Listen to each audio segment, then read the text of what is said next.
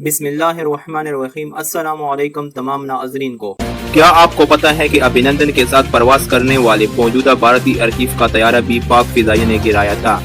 तफसीलात में जाने से पहले इस वीडियो को लाइक करें और हर खबर से बाखबर रहने के लिए पाक राइज न्यूज़ के चैनल को जरूर सब्सक्राइब करें और साथ ही बेल का आइकन भी दबाएं। पाकिस्तानियों के हाथों हुज़मियत उड़ाने वाले अभिनंदन के साथ बढ़ के मारने वाले भारतीय अर्कीफ का तैयारा भी पाकिस्तान ने ही गिराया था, जिस पर उन्हें पैराशूट से जान बचानी पड़ी थी। तफसीलात के मुताबिक भारतीय फिजाइया के विंग कमांडर अभिनंदन ने सर्विस में वापसी के बाद अपनी पोजीशन संभाल ली है। 2 रोज कबल भारतीय पायलट अभिनंदन ने MiG-21 तैयारे में परवाज की। इस मौका पर दौरान परवाज उनके हमरा भारतीय फिजाइया के air chief marshal BS Dhanoa भी मौजूद थे।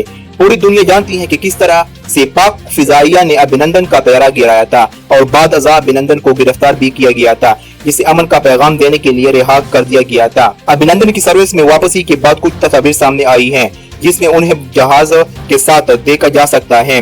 भारतीय मीडिया का कहना है कि अभिनंदन ने MiG-21 तैयारे में परवाज की।